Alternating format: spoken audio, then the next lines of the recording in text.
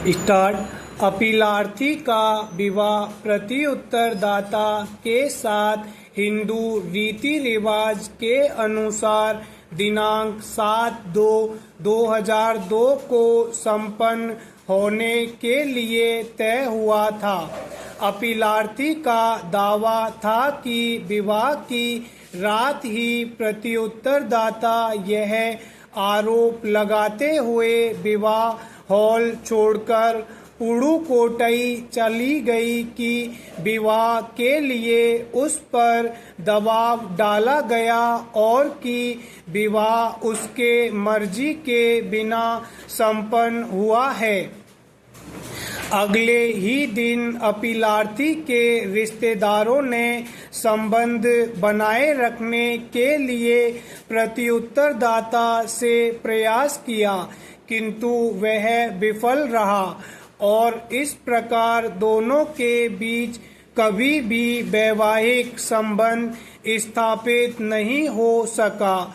चूंकि दोनों पक्षों के बीच वैवाहिक संबंध कार्य रूप में नहीं आ सका, इसलिए अपीलार्थी ने दिनांक 25/2/2002 को हिंदू विवाह अधिनियम 1955 की धारा 13(1) के अंतर्गत विवाह विच्छेद के लिए विधिक नोटिस भेजा। आश्चर्यजनक रहा कि उसके तत्काल बाद ही प्रति उत्तरदाता ने वैवाहिक संबंधों की पुनर्स्थापना के लिए एक याचिका प्रस्तुत किया, जिसमें उसने अपीलार्थी पर आरोप लगाया कि विवाह संपन्न होने के बाद ही अपीलार्थी की ओर से दहेज की मांग किया गया और उसकी पूर्ति नहीं होने पर अपीलार्थी का भाई ही उसे विवाह मंडप से लेकर चला गया, जिस कारण विवाह पूर्ण नहीं हो सका और यह अपीलार्थी ही है जिसने उसके साथ वैवाहिक संबंध बनाए रखने से इनकार किया। इन परिस्थितियों में दिनांक 25/3/2003 को अपीलार्थी ने अधिनियम की धारा 13(1) के अधीन कथित आधार पर विवाह विच्छेद के लिए याचिका प्रस्तुत किया। विचारण न्यायालय ने विवाह के अपूरणीय भंग के आधार पर अपीलार्थी का वाद दिनांक 17/3/2008 को आज्ञापित कर दिया और विवाह विच्छेद की आज्ञप्ति पारित कर दिया। अपीलार्थी ने समय व्यतीत करने के बजाय 13/3/2008 को दूसरा विवाह भी कर लिया। प्रति उत्तरदाता ने उपर्युक्त आदेश के विरुद्ध अतिरिक्त जिला जज पुडुकोट्टई के समक्ष दिनांक 1/7/2008 को अपील प्रस्तुत किया, जिसे अपील संख्या 5/7 वर्ष 2011 के रूप में ही पंजीकृत किया जा सका। अपीलीय न्यायालय ने प्रति उत्तरदाता की अपील स्वीकार करते हुए विचारण न्यायालय के विवाह विच्छेद की आज्ञप्ति निरस्त कर दिया और प्रति उत्तरदाता की दाम्पत्य अधिकारों की पुनर्स्थापना की अपील अनुज्ञात किया। अपीलार्थी की अपील पर उच्च न्यायालय ने निर्णय दिनांक 14/9/2018 के द्वारा विचारण न्यायालय के निर्णय को पुनर्स्थापित कर दिया, जिसके विरुद्ध प्रति उत्तरदाता ने पुनर्विलोकन याचिका प्रस्तुत किया।